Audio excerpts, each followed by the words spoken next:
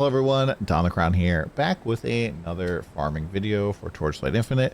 This one's going to be kind of more aimed towards people that don't have any sort of loot pet, or just have some generic, kind of like free-to-play pets, not looking for a specific strategy. And this is a throwback to last season, something we did a whole bunch, and that is beacon farming. Basically, the idea of it is we're doing God of War. And with the God of War beacon, you spawn a whole ton of blue monsters. These God of War followers here. They're affected by drop affixes, and you just get a whole ton of these guys. And we go and we get a whole bunch of beacon nodes that help make blue monsters or magic monsters drop more beacons and things like that. And we are pretty much going to just stack that to the moon. And that just makes it so you just get a ton of both deep space and tier 8 profound beacons. And then we're also getting a ton of quantity here. So we're getting 10 additional quantity. It does cost 25 star talents. And then another 40% drop quantity. We full juicing with resonance as well. And then we're getting resonance over here as well. And that's pretty much all of the points. There's not really a ton of points with the strategy, but it does work out pretty well. And it's just a pretty smooth, fast, fun mapper. And note, if you're doing this profound, you do need quite a bit of damage. I did this pretty much in a defense setup here. I'm just trying to level at the same time here, so I didn't necessarily have my full damage. However, my full damage is pretty high. Let's give you a quick idea. A few trillions for sure. The problem is that the God of War compass does add quite a bit. It's probably about 3 trillion DPS right now. This does add quite a bit of HP to monsters, the magic ones, and it is required for the strategy. So it makes the God of War last longer. You have a 50% increased chance to be attacked by the followers when you reach a new stage, but then adds 40% or 400% additional max life to magic monsters, and then another 70% additional max life. Now the cool thing about the strategy, we just ran 75 maps, and we came away with 129,000 gold, which is pretty nice. And I tracked pretty much everything for this. And in about like 2 hours or so, we ran 75 of the maps. We earned a grand total of 2,294 FE. If you sold everything, it was like going from 361 to 936 raw FE. And so that comes out to be about 1,147 FE per hour, about 64,000 gold per hour.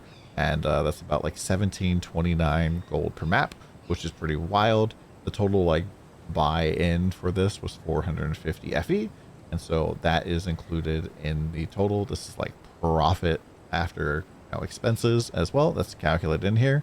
The big stuff that we made like money from, we obviously had like a lot of raw drops and stuff like that, which is pretty good.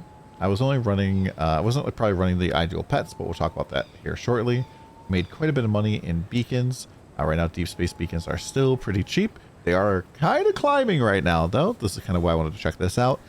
Beacons were like 4 FE yesterday, and then they were 6 FE when I started doing the run, and now they're 7.5.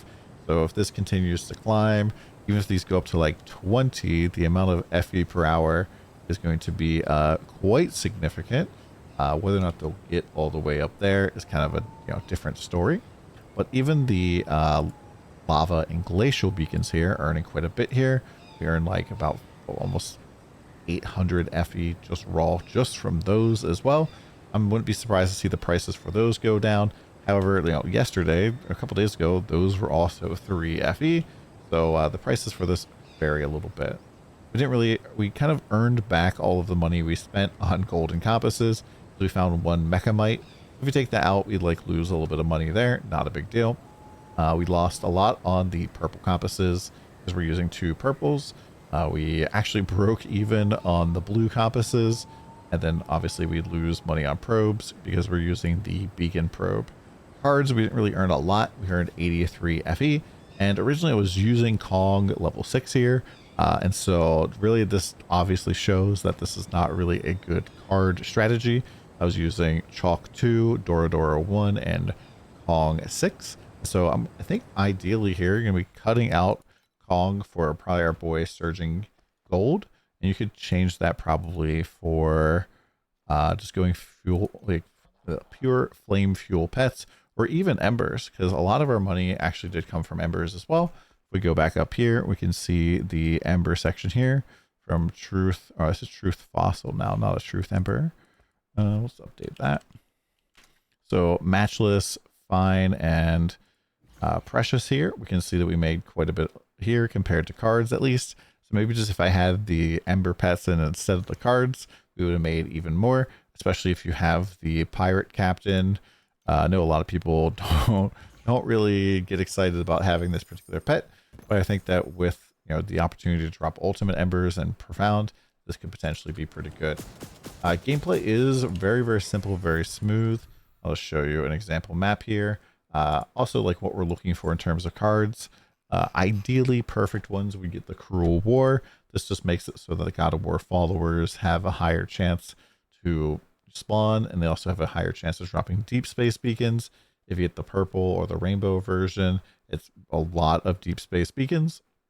I didn't get this in my runs. I think I got a couple of the orange ones, so kind of a thing to keep an eye out for. You can also run ones that give you blue monsters, and pretty much we're going to be doing the beacon probe, the beacon compass, the God of War compass, the blue and purple, the purple and blue compasses.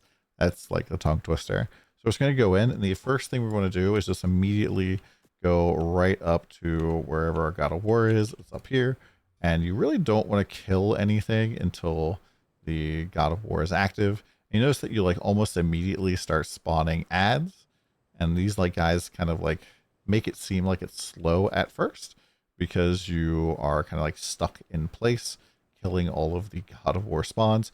But these guys are kind of like what we're looking for here. They do drop a whole ton of beacons, especially if you get one of the cards from the Netherrealm zone. And ideally, we just want to like blast through, kill everything, and getting onto the League mechanic is actually a really solid spot because it just summons out a ton of enemies, and we're kind of sticking in one place anyways, which does work really well with how the God of War spawns work.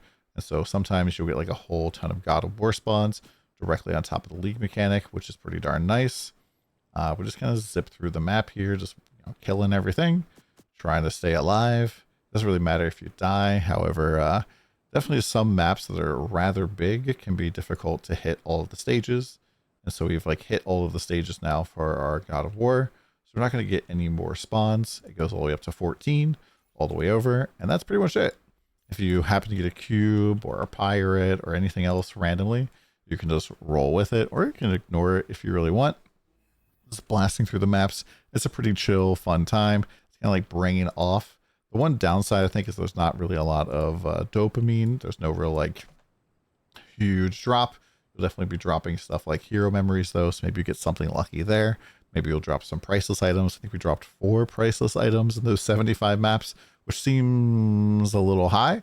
I didn't really include that in the numbers, but I think that especially if you're looking to farm up a whole bunch of gold, this is pretty nice. Also, you're going to get about, I think it's like 4 or so in like every, I think you get about 5 or 6 of the bosses here because we're not turning off our star shards. I did do it on tier 3, didn't really get very much of anything. But every 16 maps you can go pop in here if you want. And some of these regions, like especially the fire region here, has the opportunity for ghost slaughter, which I believe is still worth quite a bit of money. So that's pretty much just where I farm here. And we just more than sustain our own maps. It's like almost 1,000 FE. So if you get a lucky drop, that's pretty cool. I guess this is the dopamine of the farm. Hopefully this video helps you out.